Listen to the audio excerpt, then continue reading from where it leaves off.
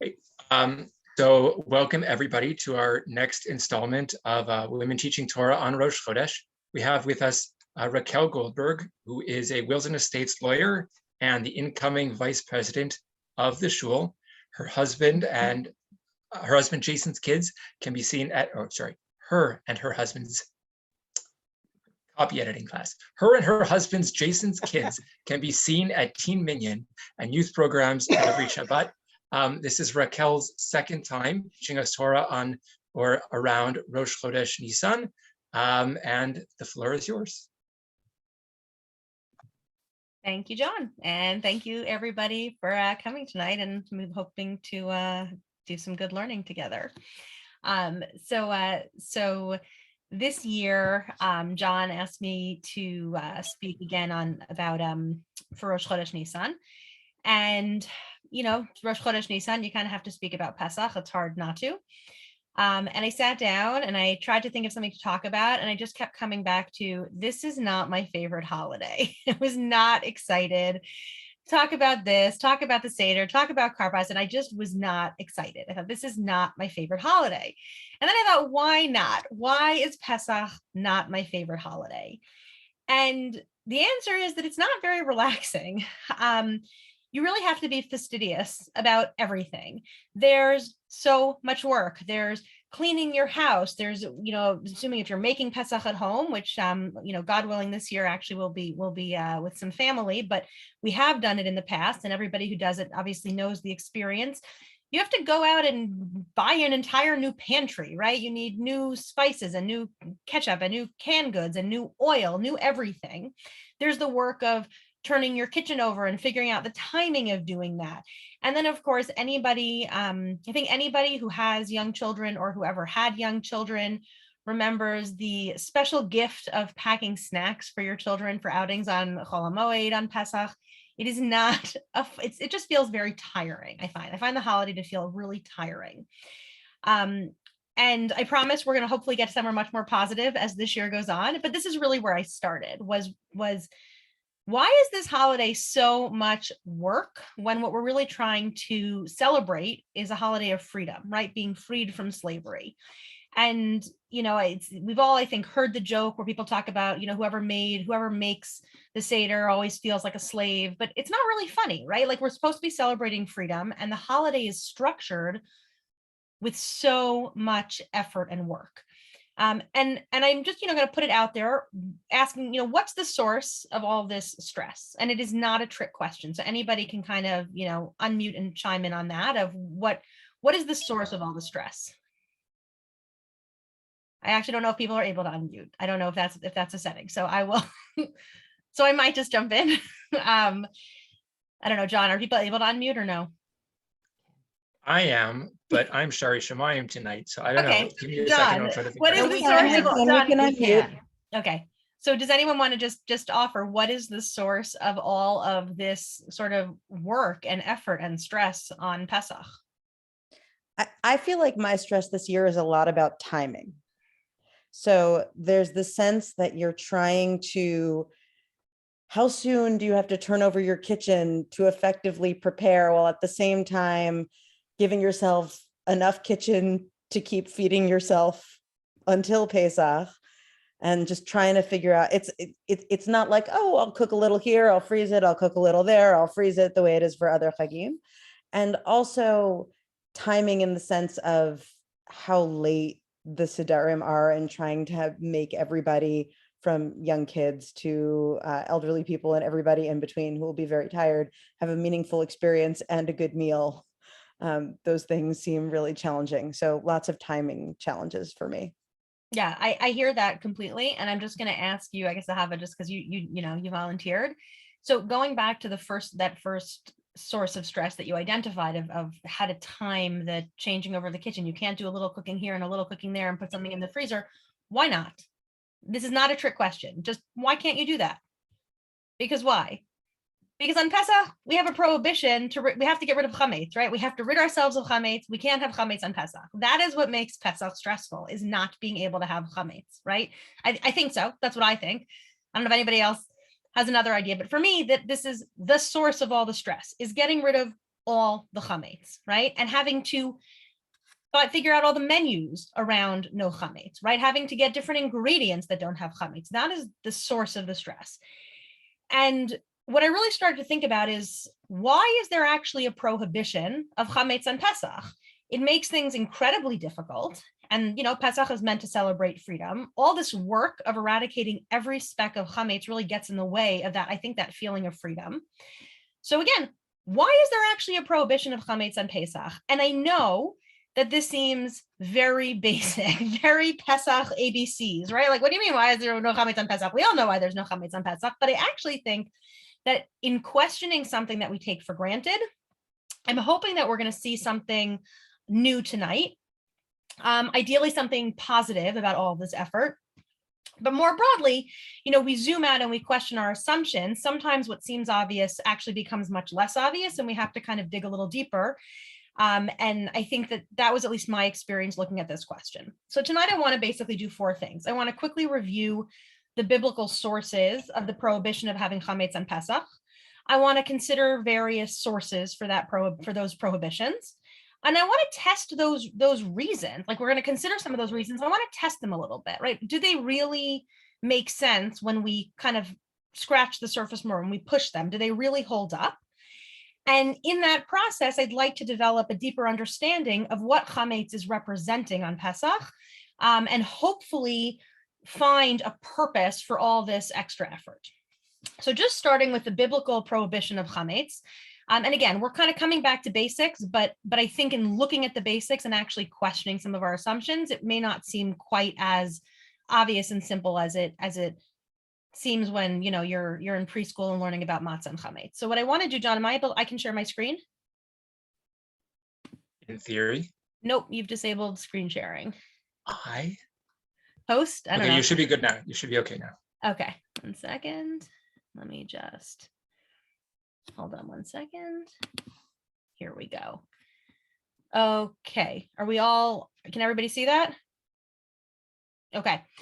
So we're gonna start just with psukim from the Torah, right? Sources of the biblical prohibition. Does somebody want to volunteer to read? John, would you like to volunteer to read?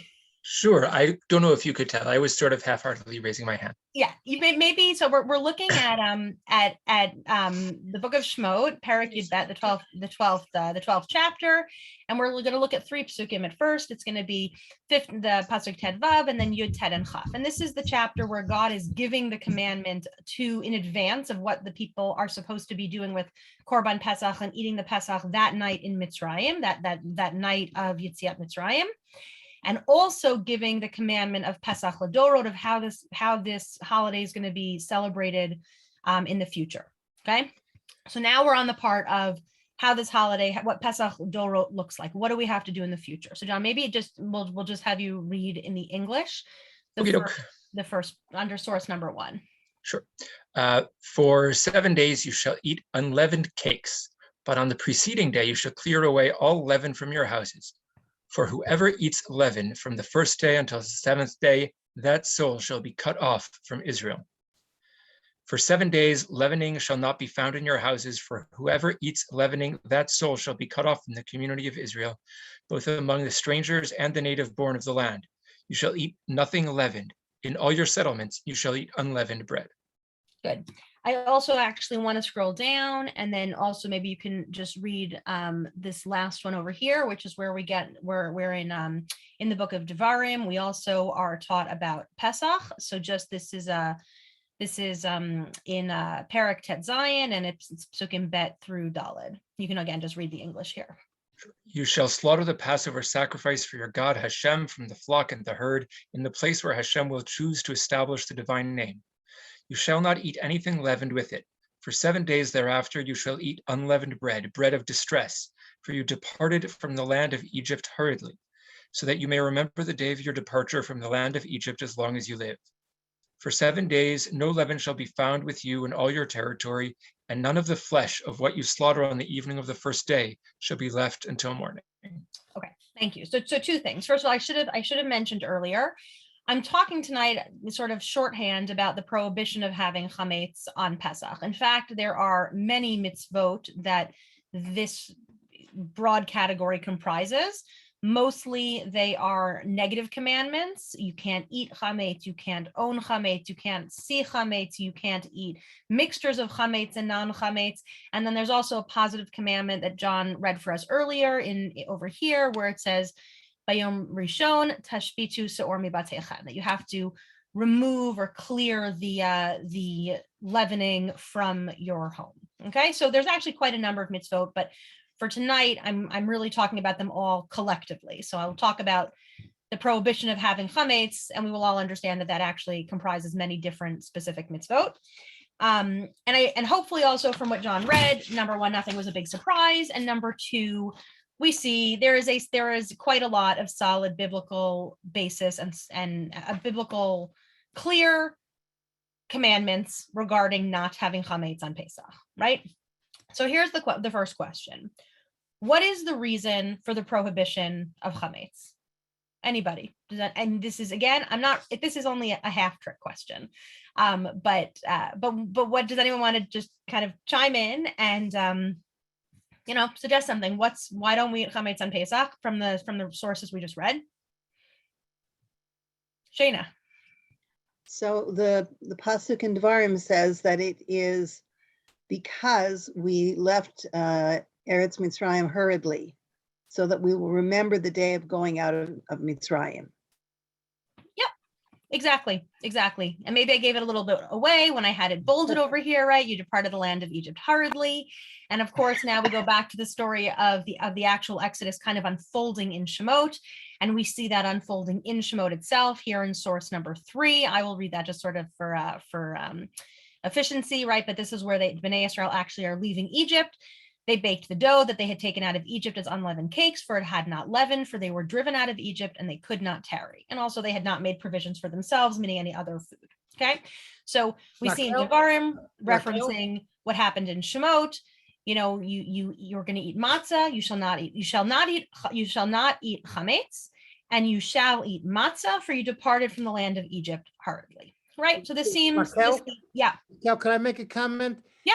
The way that I look at the text, where it says "for you departed from the land hurriedly," that's applies to the clause immediately before it, which is why we eat matzah. It doesn't really answer why we don't eat chametz. It says you shouldn't eat chametz.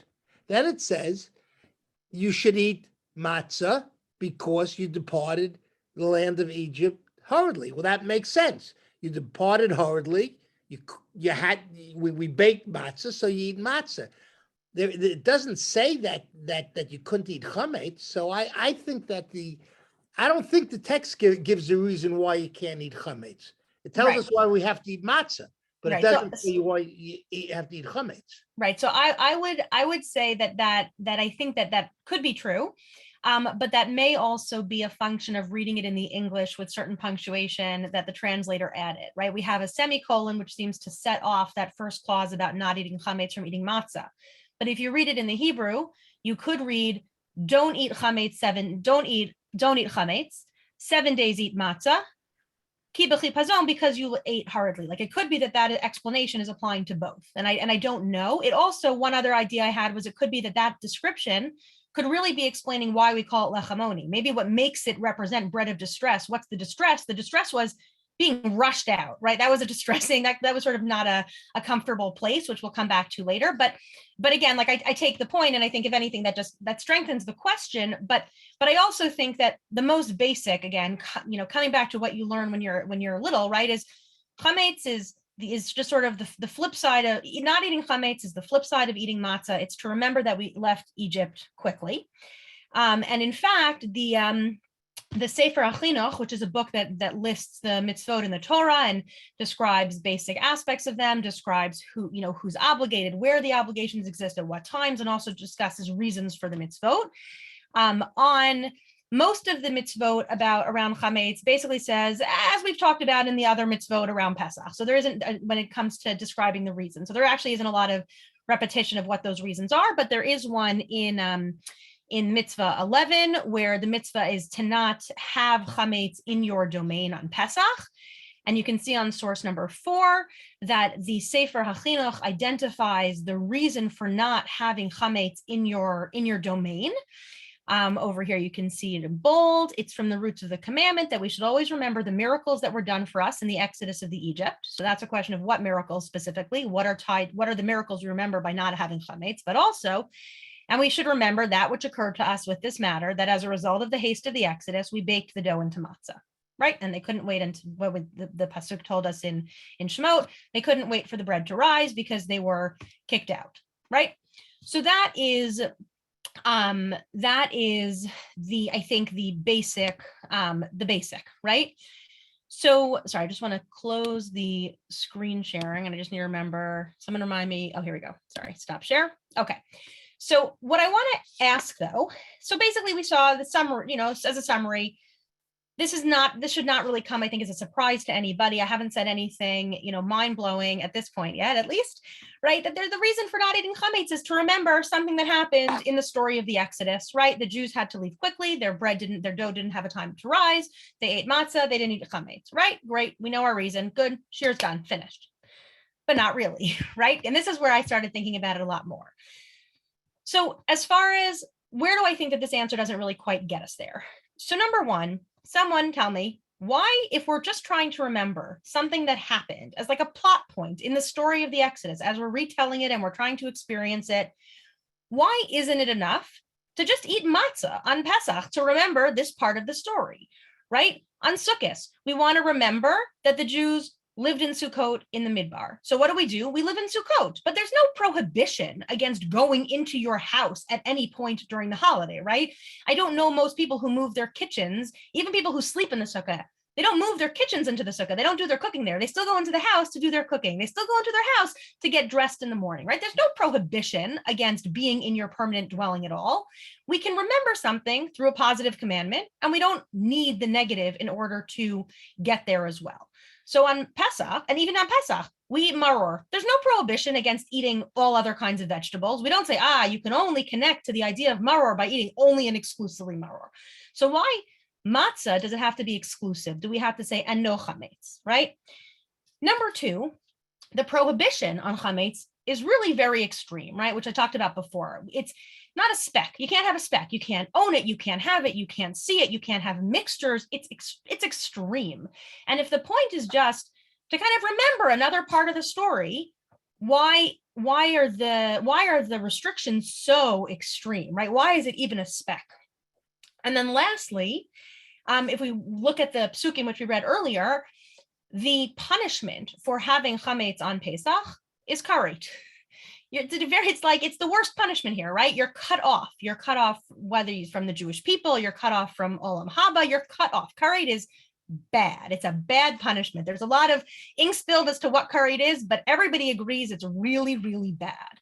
So why does eating chametz on Pesach merit such a terrible and severe punishment if really the whole point of not eating is to remember this point of the story that frankly we could have remembered by eating some matzah and going on our merry way? Okay, so I think that's where I wanted to say, like, the question I think becomes stronger. It seems obvious. Yeah, we don't need chametz to remember this part of the story, but really, why isn't eating matzah enough? Why do we also have to have this prohibition of chametz that we don't see in other commemorations in our holidays?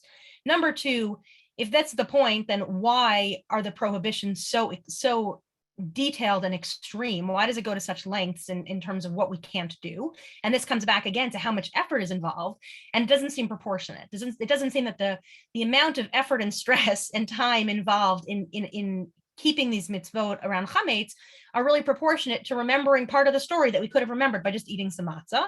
And lastly, again, is why this really severe punishment that also doesn't really seem merited or warranted by failing to not eat chametz as a way of remembering a part of the story. So basically, these 3 points, I think, together really suggest that there is something about chametz that is really negative. It's not just about remembering a part of what happened when we left Egypt, but there's something really negative that chametz represents. And on this point, there's a lot of Torah on what's negative about chametz, and my guess is that everybody on this shir could probably, share some interpretation of chametz that would be different from something that everybody else could say. Everybody could have their, a different idea. There are so many different ideas out there about what is bad or what is negative about chametz, and what does it represent that's so bad. And I wanted to just highlight two of them, and I wanted to kind of then maybe question those as well. So one of the ideas that I came across is that chametz represents the Yetzer Hara, represents the evil inclination. And there's a Gemara in Brachot that tells over that this Rabbi Alexandri used to finish his davening, and he would say something at the end. And the Gemara brings two different versions of what it was that he might have said. And one of them is, and I'm just going to read it here, I don't have it in the source sheet, but I will just read it in English. He would end all of his prayers by saying to God, Master of the universe, you know full well that it is our desire to act according to your will.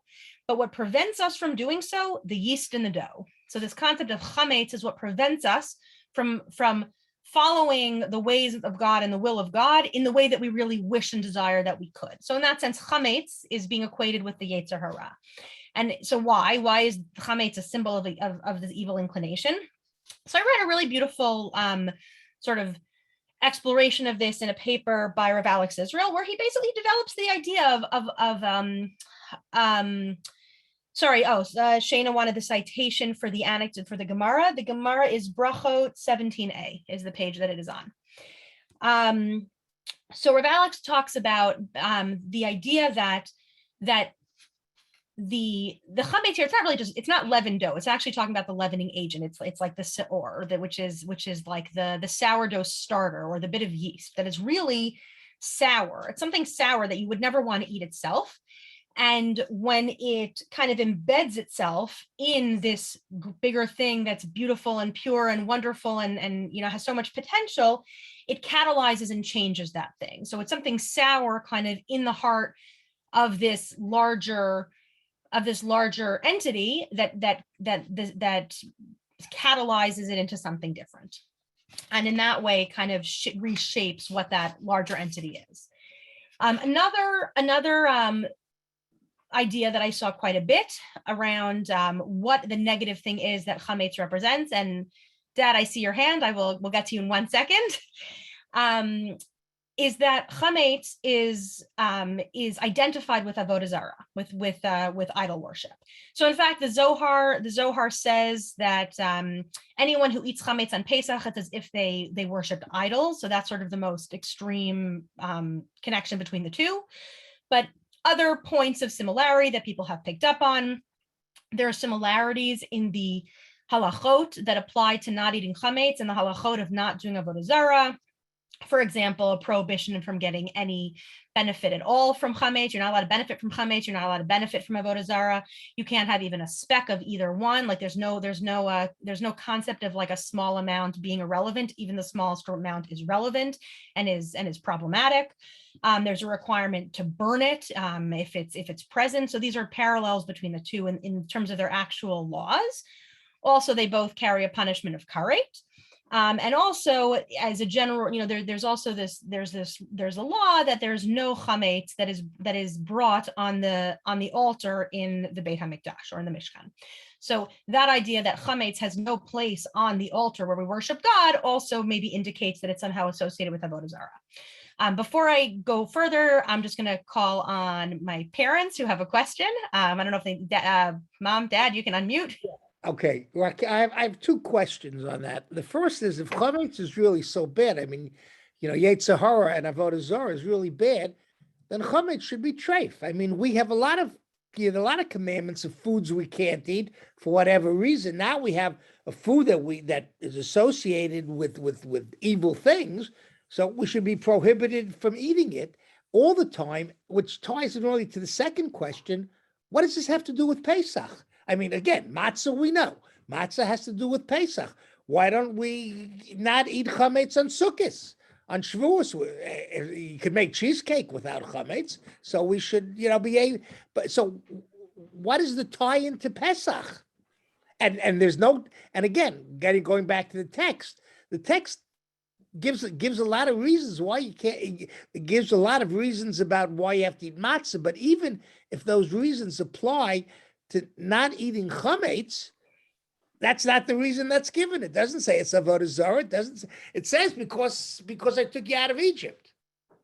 Okay, good. I promised everybody I did not plan to either of those questions or any of those questions. But that is exactly what I was going to say next, right? Which is just repeating what my dad said. If chametz is really so evil per se, chametz, we just consider it on its own in a vacuum and we say, oh, it's like avodah zarah, it's like the Yetzer Hara. Why are we allowed to have chametz the rest of the time? And more than that, not just in general, you might say, well, it's a staple. We can't, there's really no good substitute. I mean, if that's even true, but chametz actually is present in some of our religious worship. It's not all over the place, but I mean, I don't know how many of us had challah on our Shabbos table this week. I did, right?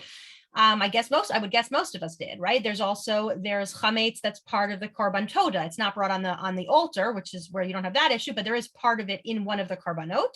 And we also on Shavuot, there's an offering brought called the Shtei Alechem, which also consists of loaves of leavened bread. So clearly chametz has a place in our religion and has a place in worship. And so I think it's really difficult actually to argue that chametz somehow per se represents something really negative.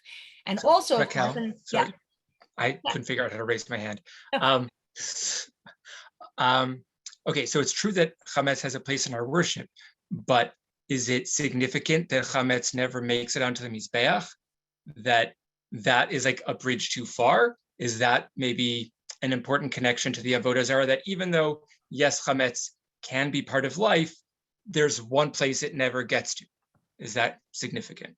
right. So I think that it must be significant that it's never on the mizbeach. There must be something to that can't be random or meaningless. It's hard for me to say that it's because it's connected to avodah zarah, because there really shouldn't be room for avodah zarah in other parts of our life, right? It should be that avodah zarah is not just prohibited on the mizbeach, right? It's not only on the altar that you can't worship idols. We shouldn't be worshiping idols anywhere. So I still kind of struggle with extending the connection to just to idol worship broadly, because idol worship is completely offside. There's really no space for it. I did see somewhere that one of the sources I was looking at cited the Rambam, who said that the reason that there's no chametz on the mizbeach, there's no chametz and there's no honey on the mizbeach. And he says the reason for that is that the idol worshipers used to bring bread and honey and sweet things as part of their worship. And so it can't be part of our like altar worship, because that's what the idol worshipers used as part of their worship, their sort of altar worship. So it's not the most conceptual, but it at least kind of, limits it to the mizbeach. But yes, like I definitely think there's something to it. I'm not exactly sure what it is, but I'm not prepared to kind of subscribe to just on the whole that yes, Shana says Rambam is big on brand differentiation of us as distinct from the idol worshipers. I would fully support that. But so coming back, like I'm not ready to get on board that chametz represents idol worship. I think that is a really strong statement that's quite difficult. I do think it's very interesting, and I did not read the Zohar because I don't read the Zohar, but when I kept seeing it cited as far as saying anyone who eats chametz on Pesach, it's as if they worship idols. This now comes back to what my father was saying, which is that again, chametz is the prohibitions are limited to Pesach. So how do we link it to Pesach? And maybe the avodah zarah pieces we're going to see is linked again specifically to chametz and Pesach. Like all of these are going to kind of be a constellation that all fit together. So what I want to suggest is that chametz does symbolize something negative, which is why it's not enough to just eat matzah, and why there's the restrictions are so specific and extreme, and why the punishment is so severe. It does represent something negative, symbolize something negative. It's not just to remember a plot point in the story of the Exodus, but that something negative is specific to the context of Pesach, which is why it's permitted the rest of the year. So the role that chametz plays in the Pesach story, or the absence of chametz, the role that it plays in the Pesach story makes it stand for something specifically negative and bigger, but only in that context. And that's why the prohibition is limited to this context.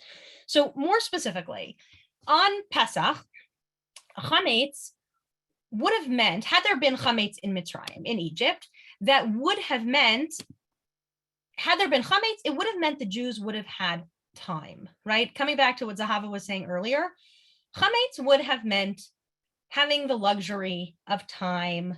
When we say that there wasn't time for the dough to rise, we're saying there wasn't time for the Jewish people to wait, to consider, to decide what their next move was, to look what was going on. There was this, Makat Bechoro, what was going to happen afterwards? Do we want to leave? Where are we actually going to?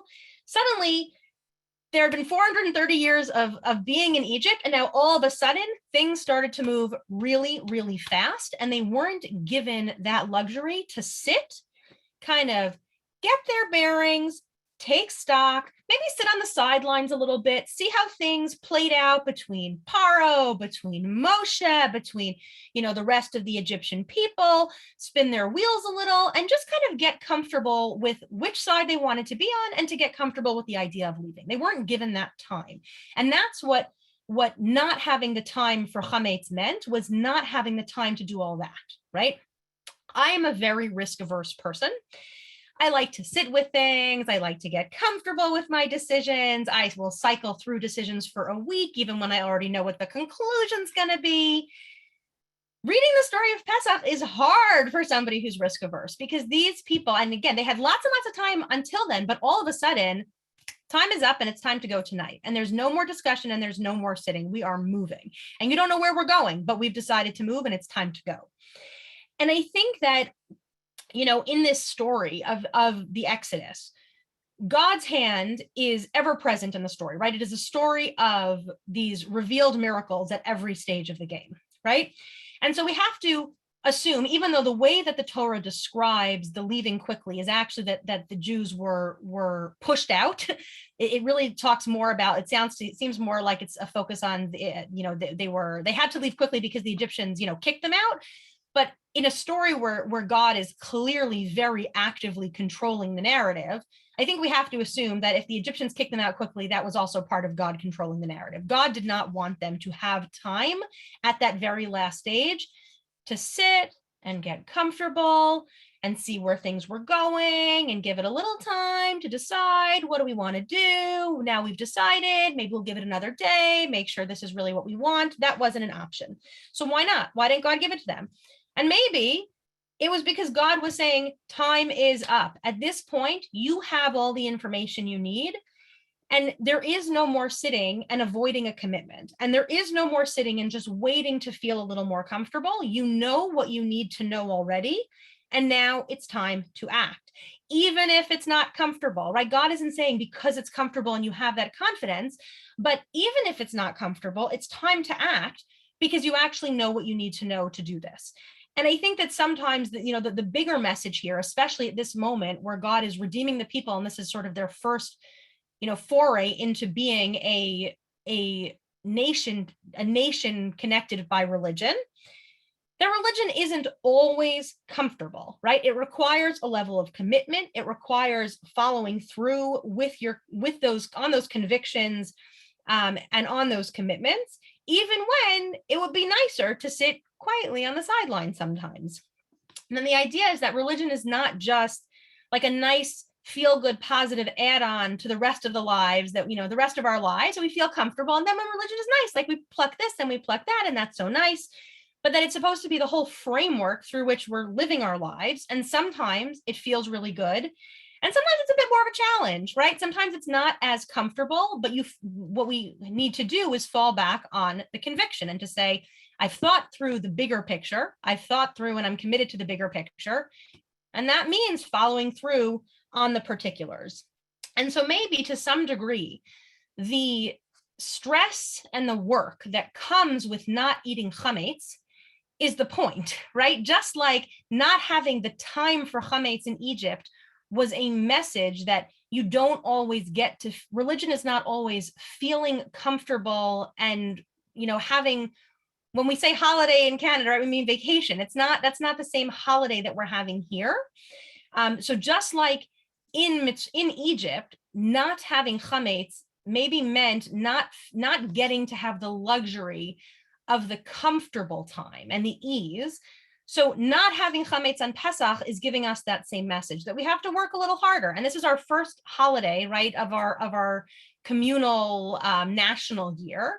And there's certainly a lot to it that is enjoyable and wonderful. And we spend time with our families, and we spend time with the extended family, and we have, all these days to be together, and there's Hallel, and there's singing at the Seder, and there's a lot that's beautiful, but it's also a lot of work, and it's also hard. And that it's really important that as we kind of take that first step in our year of nation, right, of national religion, that we are attuned and really internalizing the idea that it's not only about the feel good. It's not only to be easy.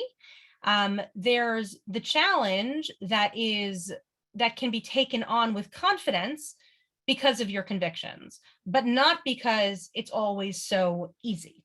And the last point I wanted to make here is I've probably some people have noticed, and some maybe not, I shouldn't draw to your attention, but I'm kind of conflating two different points here.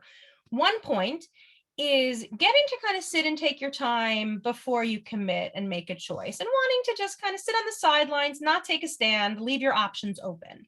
And I think that's one. And then the second point is where you have really committed and you do really know what your conclusion is. You just kind of want more time to feel comfortable with it.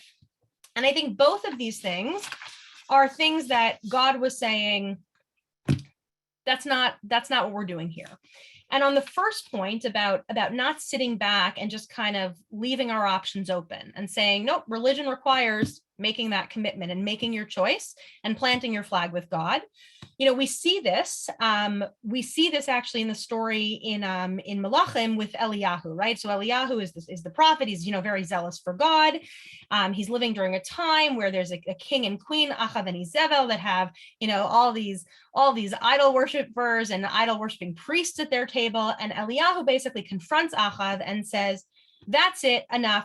We're having a showdown on Har Carmel. You bring all the people, you bring the nation, and you bring all of these priests of Baal and all these priests of Asherah, and they all gather on Har Carmel. And Eliyahu turns to the people, and it's this very famous pasuk. I think I have it actually in my source sheet.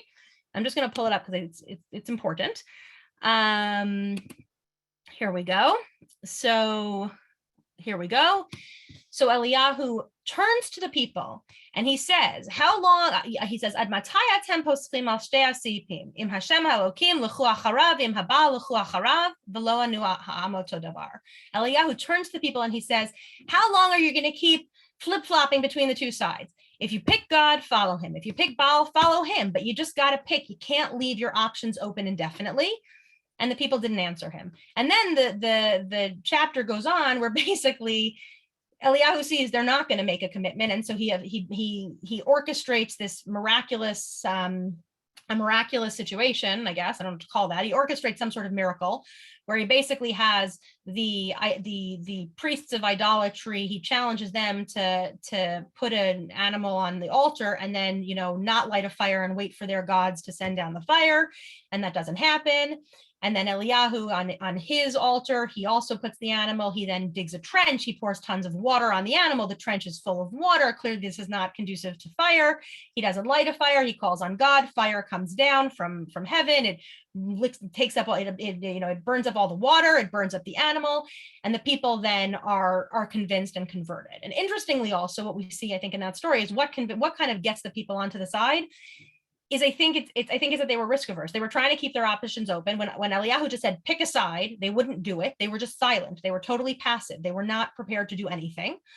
And it was only when he basically put it in front of them and said, hey, which side do you want? The side that's powerful, the side where miracles happen and fire can come out of heaven and God is controlling things, or the side that's completely impotent, right? You have you have 900 prophets of idolatry on the other side, and they can't even get a fire. So who do you want to choose? And I think the people there, what really happened was they didn't do what Bnei Israel in Egypt were forced to do. They didn't really pick a side on the point of conviction. They really waited until Eliyahu made them feel that as a cost benefit analysis, this was the better choice. And it's a very, very striking chapter because it's so disappointing. Eliyahu gives this amazing call to not even action, but call to conviction, and the people just pass on it. And I think what we see in Egypt is the opposite. And that's why it's a good foundational story for our people, which is the people were given a challenge and they acted on it. There was no choice of being passive. And lastly, on the other point, though, I was saying about what about where you're just, sometimes you do know what's right, but it's just, you just want more time. You just want to feel more comfortable. You just want to you want things to feel a little bit easier. You don't want to feel rushed. You don't want to feel like it moved faster than you. So there was a chizkuni that I found on those first verses in Shmot that were, about why we don't eat chametz, right? And he actually, interestingly, this was very exciting to me, the chizkuni raises the possibility, maybe we could just eat matzah. Maybe that would be enough. Why do we have to, why it would be possible? One could think, if not for the prohibition in the Torah, it would have been possible to think that you eat matzah, but you don't have to not eat. There's no prohibition of it. There's no reason you can't eat chametz. So I'm just going to scroll up to this chizkuni. Okay, everyone can see. Okay, so here I'm going to read it. I'm going to read it in the Hebrew first because the English has a lot of added stuff, and I will do both. But I'm going to kind of try to pull that out. So the chizkuni says on the part of the verse in the Torah that says anybody who eats chametz is going to get karet. Ki kol ochel chametz shelo te'amer ochel matzah ve'ochel chametz ima. So the pasuk has to tell us that anybody who eats chametz gets karet, that you're not allowed to. Why? So that nobody will say you can eat matzah and you can eat chametz at the same time. You eat both at your table. De'im kain, because if you could do that, if you could eat both of them, tivatel hamatzah, the matzah would be negated in some way, mipnei hachametz, due to the chametz, she'adam ragil ba, that the person is used to, that it feels part of their normal routine. And when I first read this chizkuni, I really struggled with what the logic was. Why would having chametz on your table or chametz during Pesach that you're used to eating, that's sort of the norm, why would that negate the impact of eating matzah? I would have thought the opposite, right? I would have thought that the matzah is something new and different. So that's the thing that grabs your attention. All the stuff that's usual, you don't pay attention to that. You just kind of take that for granted, right? I pay attention to the matzah on the table. I don't pay as much attention to the chicken soup, right? So why, if the chametz is something that we're used to, why would having that on the table have negated the impact of having the matzah? So just understand, so the chizkuni is saying, we don't want someone to say, you could have matzah and you could have chametz. Why would that be a bad thing? It would be possible if the Torah didn't prohibit chametz. But why would it be bad? It would be bad because that would basically blunt the impact of the matzah because of something having to do with chametz being part of our usual normal routine. And therefore, the Torah specifically has to come tell us that you can't eat chametz, right? So so coming back to the source over here, right? The Torah had to spell out the penalty. Otherwise, people would have thought while they had to eat unleavened bread, keep going, they could also eat leavened matter if they so chose. And if they were to be allowed to do so, the impact of subsisting on the bread is not spelled correctly there, for 7 days would be lost on them as a result of the leavened bread that a person usually eats. Therefore, the Torah added this prohibition that you can't eat chametz, okay? So I really struggled at first with what is the chizkuni's logic here. It doesn't seem that having something normal on the table would blunt the impact of having something special on the table. But in the context of getting outside your comfort zone, suddenly it makes a lot more sense, right? If not having time in Egypt, if part of that was basically God saying to the people, you need to get outside your comfort zone. This religion and this nation is not about you getting in your comfort zone first and then, making space for this where it fits in nicely for you, right? But you have to commit, decide which side you're on, right? Like going back to Eliyahu, which side are you on? And when you're on this side, it means committing. It means committing and following through on those convictions. So there's this element in that part where it's not that you're not sure, it's just that you kind of would like to feel a little more comfortable, right? And that is God saying, sometimes you got to be outside your comfort zone. It's not about acting in a way that you think is wrong, but it's the opposite. It's where you know something's right. You haven't had, a month to kind of be there. And God's saying, sometimes you got to, I'm asking you, or I'm demanding that you act outside your comfort zone. And in the Chizkuni then, having Chametz on the table, having the thing that you're used to, could encourage you to default to that, to focus on that, right? What am I going to focus on? I'm going to focus on the thing that I'm comfortable with. Okay, so I'll have my little bit of matzah that I need to have in order to be yotzei my mitzvah, to fulfill my mitzvah. Great, right? I've done it, check.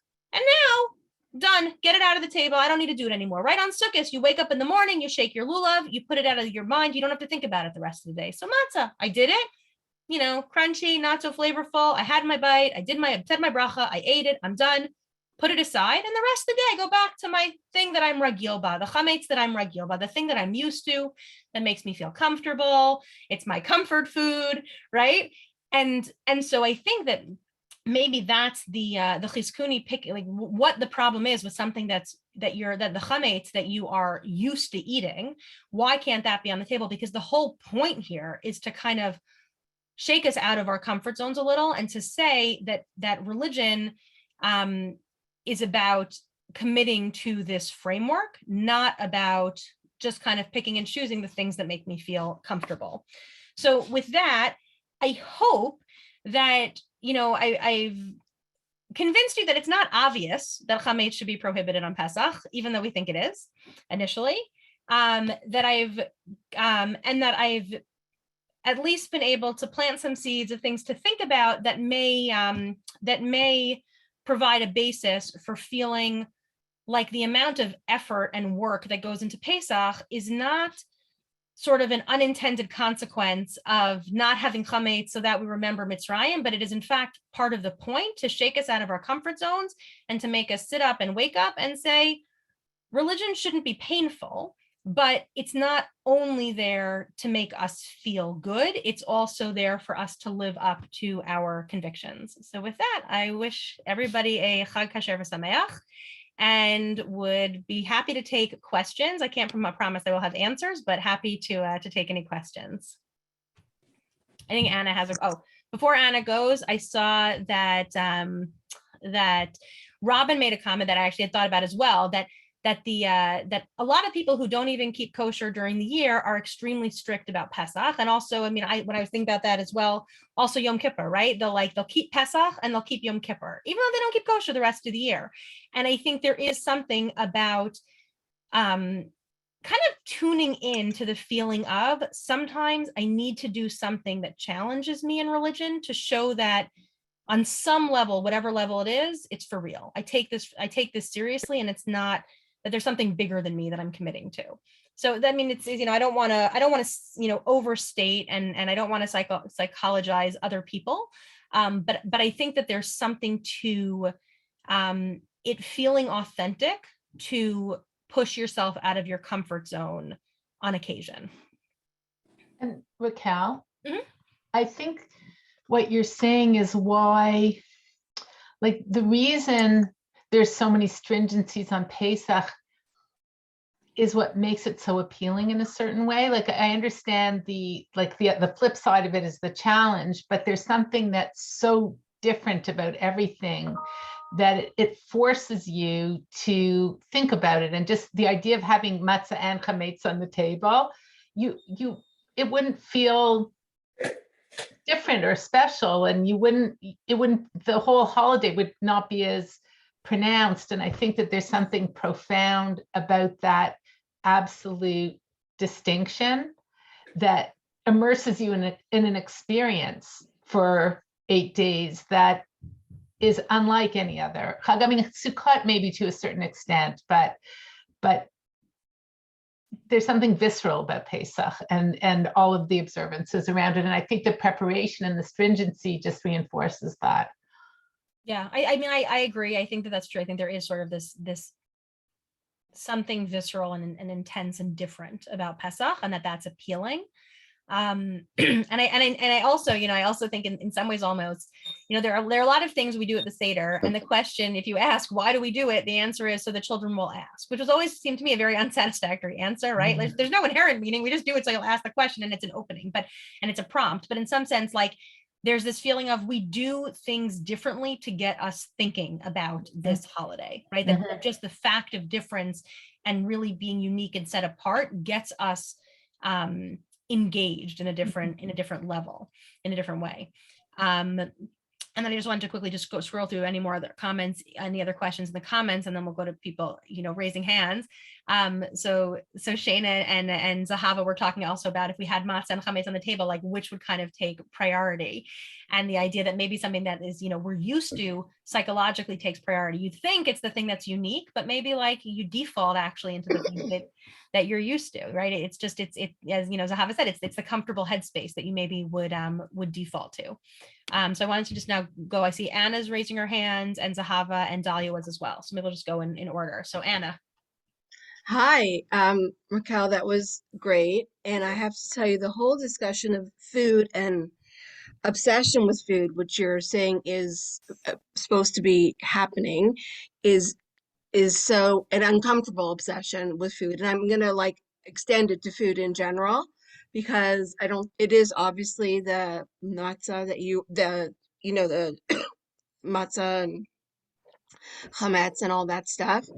But of course, back in the day when there was Korban Pesach, like the obsession with eating it by a certain time, which people were part of your chabura, like all, how you wrap the entrails or whatever, like that's not sitting down and enjoying a roast. That's like also, and I'm sure it must have been very expensive for people to have to do that if they weren't eating meat probably on a regular basis, and they couldn't even enjoy it. I imagine they couldn't enjoy it because they had to obsess about the same kind of details that you're saying. And then, of course, the third food, maror, well, I think we could agree we don't really enjoy that. So you have like this interesting thing, and I'm so happy you mentioned the word comfort food at the end, because we do all take comfort in food, right? Our first comfort outside the womb, of course, is mother's milk, and food in general. Not that I recognize on the list any nutritionists here, but we all know there are plenty of people that think about food and psychology and eating disorders and things like that. And so the obsessiveness about thinking about food, which is something that we'd really rather relax and enjoy, kind of also reminds me a little bit personally about being, a food allergy mom. There is a different kind of relationship with food and an obsessiveness about carefulness. So it's interesting that as a nation, we're all taking something that we all need and that we all tend to love and heighten awareness about it, exactly as you said. So I think it's definitely that Chametz, but then as I said, back in history, it was also the Korban Pesach as well. Yeah. I definitely take that point that the Korban Pesach also was definitely was part of that picture, and even almost the primary part initially of all of these very particular details about how to do things and how not to do things, and that it wasn't just a nice Yantif meal. Okay, we make our Kiddush, we make our Hamates, and then just relax, schmooze, eat, it's nice. It's like, it was intense. Right. And that intensity is not comfortable, and there are other parts of the holiday that are lovely, but it's not only about the comfort. Zahava, I think you were next. Yeah, so I'm also thinking about the Korban connection, and I was going back to the Psukim and Devarim that you shared, and I'm looking at them, and there's an interesting way in which the entire holiday, the difference between the Korban itself and the entire holiday is kind of elided. So in Pasuk Bet, you have V'zavachta Pesach LaHashem. So we're specifically talking about the Korban. You sacrifice this sacrifice. LaHashem Elokecha tzonu v'akar b'makom asher yivchar Hashem l'shaken shemo sham. Right? So you are going to give this sacrifice in the right sacrifice location. Lo tochal alav chametz. Don't not eat chametz. Don't eat chametz with it. Don't eat chametz on top of this korban. Don't like breadcrumb on your korban pesach. Shivat Yamim Tochal Alav Matzot, right? Tochal Alav Matzot Lechem Oni, Ki B'chiv Hazon Yatzat Me'eretz Mitzrayim Leman Tizkoret Yom Tzitcha Me'eretz Mitzrayim Kol Yimei Chaycha, right? So don't eat the chametz on it, with it. Instead, eat on it matzah, and let me describe matzah and why we have matzah. And so I was thinking about this because it's the 7 days kind of comes out of nowhere, right? We're talking about things you can and can't eat with the Korban Pesach, and you should eat matzah with it and eat the matzah all darn week. And in a way, if you were reading this literally, you might assume that the prohibition on chametz only attaches to the Korban Pesach itself, and then the positive commandment of eating chametz extends for the week. But like from this pasuk alone, you wouldn't necessarily infer that the prohibition on chametz extends through the entire holiday. And this kind of is making me think, and especially what you were saying earlier about a chametz not being coming onto the Mizbeach, right? And the Korban Todah being this interesting non-Mizbeach exemption. Also, fun fact, the Korban Pesach and the Korban Todah are the same category of Korban. They are both a Korban Shlamim. A Korban Todah is basically a Korban Pesach that was allowed to rise. And so it's interesting to see the holiday become an extension of the sacrifice.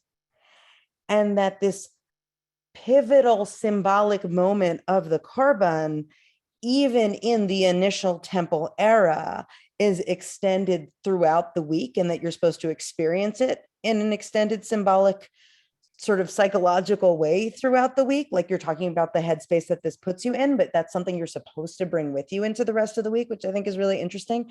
And today, in the absence of the Korban itself, we are left with the rest of the week. So imagine if the prohibition only applied to the Korban and not to the rest of the week, it wouldn't apply at all today. And yet, because we have this notion that the holiday experientially is supposed to be an extension of the Korban itself all week, that is something that we can preserve experientially, emotionally, psychologically, even in the absence of the Korban itself. So I think it's cool to see how those things echo throughout the rest of the holiday. Yeah, no, 100%.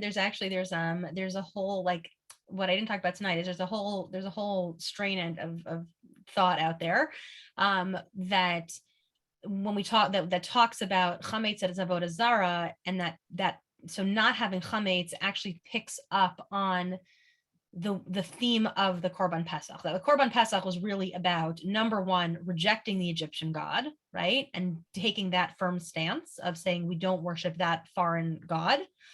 And also showing fundamental and extreme faith in God, because in Egypt, it's one thing to say, I don't believe in it. It's another to go, to basically say, and if I kill that one, somebody's got to be protecting me, because those Egyptians are going to come kill me because they believe this is their God, right? So it's both rejecting the Egyptians' God, but also asserting great faith in Hashem. And that therefore, if chametz is sort of paralleled in some way or connected in some way to idol worship, then refraining from chametz for the week is, in the absence of the Korban Pesach, sort of our way of doing the Korban Pesach and like rejecting idol worship. Now, what I was thinking was like, but then why during the times of the Korban Pesach, like what function did it serve? So it may be that like the function, it had to do with extending, right? It was sort of like in Egypt, there was, it was really done with the Korban Pesach, but the chametz and the matzah piece of it picks up on that theme when the Korban Pesach was brought, and they kind of overlap there. And then for the rest of the week, it's like the leaving quickly, it was extending that theme, right? The leaving quickly was extending the theme of like commitment. And now we act on that commitment further and in an extended time into the future. And so we have that as sort of the balance of the holiday now as well. But I think there's probably a lot more to say. And I will say that I think my favorite part tonight now was somebody saying fun fact about something about korbanot, because that's not anything I've ever said. So I enjoyed that. And then I think Dahlia had a question. Well, I don't know if it's a question. It's a little bit more about the aspect of time that you brought up. That one of the theories about chametz was the fact that you need a lot of time to make, and sometimes we just have to make a decision and it's done. Yeah. And you don't have time to dwell on it because this is the law. And that's what Shabbat is. So, I was reading an article that was very interesting about this woman who was trying to keep Shabbat, who had never done it before. And she said the most challenging part of it was that at a certain point, the clock stops. That's the end of your everyday week. And suddenly it's Shabbat.